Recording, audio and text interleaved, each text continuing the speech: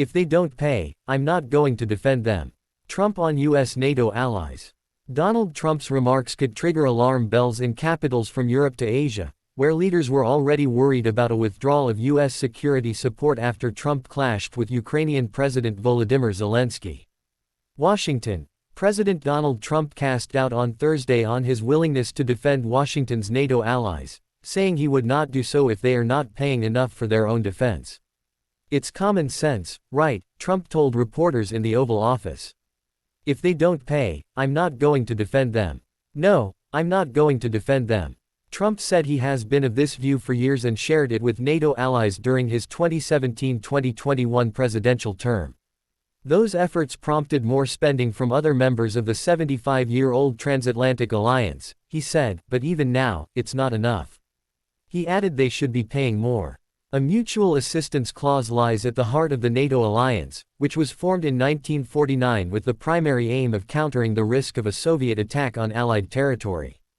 Trump's remarks could trigger alarm bells in capitals from Europe to Asia, where leaders were already worried about a withdrawal of U.S. security support after Trump clashed with Ukrainian President Volodymyr Zelensky and showed greater willingness to deal with Russian President Vladimir Putin. Earlier on Thursday, concerned European leaders backed plans to spend more on defense and pledged to continue to stand by Ukraine.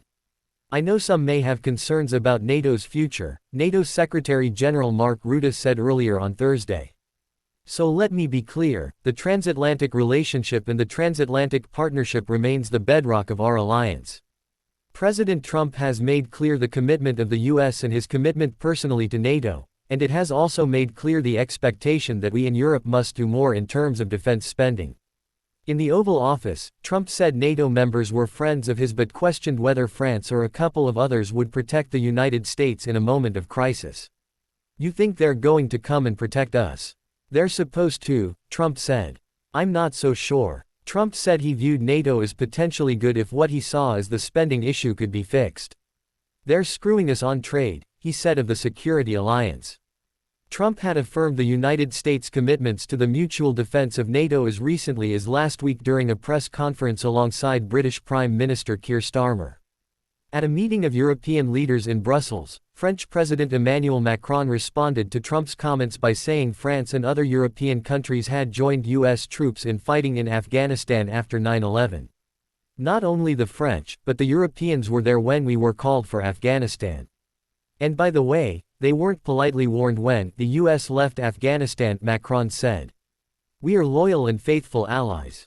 A NATO spokesperson referred to Rutte's earlier comments. Trump also mused on the U.S. treaty alliance with Japan, which he affirmed in a joint statement with Tokyo last month is poised to grow stronger than ever.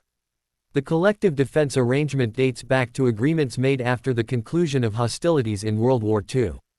We have a great relationship with Japan, but we have an interesting deal with Japan that we have to protect them, but they don't have to protect us.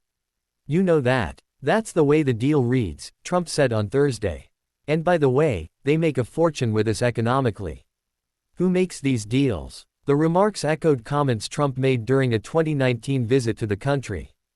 Japan's embassy did not immediately respond to a request for comment, but Nicholas Cecchini, a Japan expert at Washington's Center for Strategic and International Studies, called Trump's remarks technically inaccurate. While Japan's post-World War II constitution long restricted its military activities, reforms have meant it could exercise collective self-defense and help protect the United States under certain circumstances, Cecchini said.